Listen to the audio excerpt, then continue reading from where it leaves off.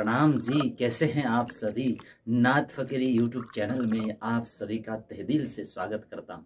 प्रथम लागो दो चरण को धनिये न छुड़ायो छिन्ना लाख तली लाल एड़िया मेरे जीव के यही जीवन वंदो सतगुरु चरण सदा श्रीदेव चंद्र स्वरूप करहूँ प्रणाम कर जोर के सुंदर रूप अनु श्री प्राणनाथ संशय हरो देव सुमति बुद्धि ज्ञान दुविधा मेटहूँ जीव की हरहूँ सकल ज्ञान हरहूँ सकल ज्ञान।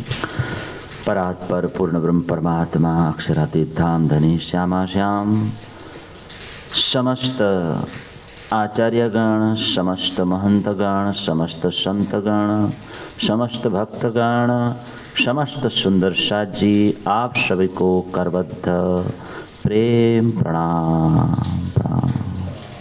आइए रोज की तरह हम आज भी सत्संग में प्रवेश करते हैं। प्यारे सुंदर साथ जी, सुंदर साथ जी महामती प्राणनाथ जी ने बहुत सुंदर सुंदर चौपाई से हम सबको बोध दिया है। जैसे कहा है, हम गाते भी हैं, काल कर्म भव दुख से तुम ही छुड़ावनहार। सुंदर साथ जी, जहाँ महाप्रलय की भी पहुँच नहीं है वहाँ काल नहीं है। उस काल से छुड़ाने वाले तो राज जी है। काल कर्म भव दुख से तुम ही छुड़ावनहार। आगे क्या है, परमहंस पद देत हो क्षर अक्षर से पार। तो राज जी क्या है, काल कर्म भव दुख से छुड़ाने वाले हैं। ध्यान से, ब्रह्म राज जी श्यामा जी के पास काल की पहुंच नहीं, वहाँ कोई समय नहीं है। एक चौपाई, चाँद सूरज धनी के हजूर, सूर्य चंद्रमा सब श्रीराज जी के सेवा में उनके हजूरी बन के रहते हैं। बोलो प्राणनाथ। और कहाँ है, लीला से ऋतु होते हैं। लीला से ऋतु नहीं, परम धाम में लीला के आधार पर ऋतु के आधार पर लीला नहीं होती। तो इसी प्रकरण में सब कुछ दिया है। तो द्वैत आड़े अद्वैत के सब अद्वैत को विस्तार यहाँ तो, लेकिन वहाँ काल की पहुँच नहीं है। तो कभी भी श्री जी ने कहा काल को ब्रह्म मत मानना। अगर काल को ब्रह्म मानोगे तो मोक्ष संभव नहीं होगा। तो यहाँ पर जैसे मीमांसा वैशेषिक दर्शन वाले ऐसे काल को ब्रह्म मानते हैं, तो चुप हो गए। श्री जी ने कहा, पातंजल वाले खड़े होते हैं फिर हरिद्वार के मेले में, ऊपर तले माहे बाहर दसों दिशा सब, और ये वेदांत की बात। और वे लोग पातंजल वाले कहते हैं यम नियम प्रत्याहार ध्यान धारणा समाधि की जरूरत है ब्रह्म प्राप्त करने के लिए। और वो कहते हैं ब्रह्म निराकार है, उनको समाधि के द्वारा पाया जाता है। तो प्राणनाथ जी ने सवाल किया, प्राणायाम तो शरीर के लिए अच्छा है, हम करते हैं, हल्का फुल्का योग करना चाहिए, बाकी तो शरीर बगाड़वानो धंधो है, बाकी हल्का फुल्का करने से कुछ गलत नहीं है। अब श्री जी कहते हैं ब्रह्म निराकार नहीं है। क्या है, ब्रह्म तो शुद्ध, क्या है, साकार है। अब निराकार का ध्यान कैसे करोगे। श्री जी ने कहा, जिसका स्वरूप ही नहीं, जिसका आकृति नहीं, स्वरूप ही नहीं, उसका ध्यान कैसे करोगे। समाधि लगाने की बात योग में कही गई है ना। यम नियम आसन प्राणायाम ध्यान धारणा समाधि, अंतिम में समाधि लगाते हैं। तो ब्रह्म आकारवान है, तो समाधि कैसे लगाओगे निराकार का। ब्रह्म आकृति वाले नहीं है तो ध्यान कैसे। जैसे ब्रह्म आकृति वाले नहीं है तो हमारी आकृति कैसे बनी। बिना आकृति की सृष्टि कैसे हुई। जैसे शून्य से कुछ नहीं होता। इसीलिए प्राणनाथ जी ने बहुत सुंदर खसम का स्वरूप बताया, ब्रह्म का स्वरूप, उनका नाम धाम लीला सब कुछ है ऐसा बताया। सब अवाक रह जाते हैं। हरिद्वार के कुंभ मेले में कोई प्राणा जी को जवाब नहीं देते। अंत में वो जो वेदांती जन चेतन व्यापी व्याप में ऐसा कहने वाले, श्री जी हमारी बात सुनो, माया ब्रह्म ये संसार में व्यापक है ऐसा बताते हैं। चेतन व्यापी व्याप में, छोटे से अणु से लेकर हाथी पर्यंत सर्वत्र ब्रह्म ही ब्रह्म है महाराज। जड़ चेतन हर जगह ब्रह्म व्यापक है बताया। और माया अनादि ऐसा बताते हैं। ब्रह्म अनादि, माया अनादि।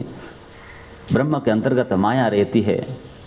और श्री जी ने वेदांतियों से भी कहा, पेड़ काली कि न देखी सब छाया में रहे उड़ जाए। आप सर्वत्र ब्रह्म को मानते हो, तो फिर वेदांतियों अज्ञान कहाँ से, अज्ञान आपके अंदर कहाँ से आ गया? ये जो 6 शास्त्रों की रचना किस लिए हुई? 6 शास्त्र क्यों बनाए? अज्ञान को दूर करने के लिए ना। सर्वत्र ब्रह्म है तो अज्ञान क्यों है? 6 शास्त्रों की रचना किस लिए की गई?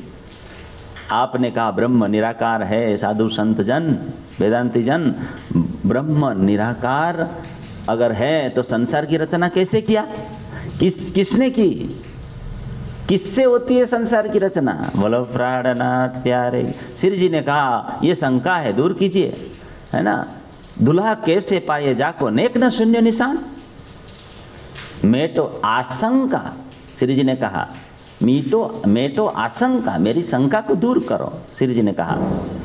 तो सुंदर शाह जी वेदांतियों से, लालदास जी ने लिखा है, बहुत वाद विवाद हुआ संतों से वेदांतियों से, चौपाई भी है।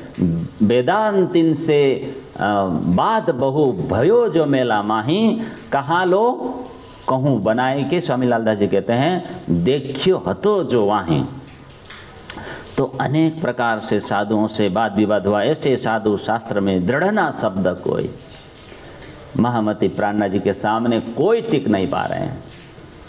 उनकी प्रतिभा, उनकी व्यक्तित्व, उनकी महिमा, उनके आगे तो कोई खड़ा नहीं रह पाएंगे, है ना। जैसे विशिष्टाद्वैत वाले कौन है? रामानुज संप्रदाय वाले हैं। द्वैताद्वैतवाद वाले कौन है? निमानुज संप्रदाय वाले हैं। और शुद्धाद्वैतवाद वाले विष्णु श्याम संप्रदाय है। थोड़ा गहरा सर चर्चा है, थोड़ा ध्यान देना। विशिष्टाद्वैतवाद का अर्थ क्या है? ब्रह्म इस सृष्टि से परे है और उनका स्वरूप एक विशिष्ट है, वह अद्वैत है। द्वैताद्वैत का अर्थ क्या है? माया द्वैत है और ब्रह्म सत्ता अद्वैत है और संसार में व्यापक है द्वैताद्वैत। शुद्धाद्वैत का अर्थ क्या होता है? ब्रह्म शुद्ध है और माया से परे हैं। बोलो प्राणनाथ प्यारे की। और वहाँ पर सबको श्री जी ने समझाया, देखो ब्रह्म तो सगुण निर्गुण से परे शुद्ध सगुण अवस्था में रहते हैं। श्री जी ने कहा आप लोगों ने तो 14 लोगों के अंतर्गत ही ब्रह्म को बतलाया है। सबको श्री जी ने बताया। वेद में पुराणों में क्या लिखा है? महाप्रलय में 14 लोगों का नाश हो जाएगा, फिर आप सबका संप्रदाय बचेगा कैसे? महाप्रलय के समय आप सबका जीव जाएगा कहाँ? खसम जो न्यारा द्वैत से और ठोर सब द्वैत। मैं जो प्रश्न कर रहा हूं आप कैसे ढूंढोगे प्रश्नों का उत्तर? कई लोग गोलोक धाम की बातें कर रहे थे, कोई लोग वैकुंठ धाम की बातें कर रहे थे, कोई 14 लोगों के अंदर की बातें, कभी गोलोक धाम की बातें, कभी ऊपर की बातें। तो श्री जी ने कहा आप सब वेद के अनुरूप नहीं बोल रहे हैं। आपने तो क्षर को, अक्षर को एक कर दिया, नश्वर अविनाशी को एक कर दिया। आपकी भाषा कैसी है? मद माते मरकट ज्यों करे सो अने करो। मरकट की तरह आप बोलते हो। परलोक की बातें तो आपने की। महाप्रलय के बाद जीवों का नित्य निवास कहाँ है? छिन्न में कहे सत असत, माया कछुए कहीं न जाए। आप लोगों ने जो कुछ बताया 14 लोगों के अंदर की ही बातें बताई, इससे आगे की बातें आप लोगों को पता नहीं है। आपने अब शास्त्रों तो पढ़े हैं आप सभी ने, महाप्रलय में तो सृष्टि नहीं रहेगी ऐसा लिखा है, फूल गगन नाम धराए को उड़ाई देवे सब ठाट, आप हो तो फूल गगन बढ़त जात गुमान। ये सब गुमान के कारण आप बोल रहे हो। वेदों में लिखा है संसार ब्रह्म है, मृग तृष्णा है, यहाँ लिखा है खरगोश के सिंह के समान है। 14 लोगों को वेदों ने क्या कहा, नश्वर है, अटक रहे सब ही, यहीं पर सब अटक रहे हैं, आगे शब्द ना पहुंचे शेर। यह इंड गोलोक बीच में जाके तत्व चौफेर, मोक्ष कैसे प्राप्त करोगे? केवल 14 लोक तक की ही बातें आप कर रहे हो। शब्द जो सारे मोह लो एक लवा न निक्षा पार, उससे परे परमात्मा के नाम रूप लीला धाम की कोई बात नहीं करते हो आप। खोज खोजता इस शब्द को फेर फेर पड़े अंधार। हरिद्वार के कुंभ मेले में शैव शाक्त वैष्णव बुद्ध जैन सन्यास सभी वहाँ सुन रहे हैं श्री जी की अमृतमय वाणी। बड़े बड़े प्रकांड विद्वान, उद्भट विद्वान, धर्माचार्य धर्म के आचार्य सब श्रवण कर रहे हैं। और सभी ने मिलकर श्री जी से कहा, क्या कहा? हे महाराज, हमने तो अपने अपने मत का परिचय दे दिया आपको, संप्रदाय के सिद्धांतों का स्पष्ट वर्णन करके हम लोगों ने समझाया, करवाया आपको श्रवण। तो आप भी एक काम करो, अब आप कहो साक्षात। अभी तक प्रकरण भूल गया मैं, अब आप कहो साक्षात। अब आप हमें, हे महाराज, अपने धर्म के सिद्धांत को हम सब के आगे प्रत्यक्ष रूप में आप प्रकट कीजिए।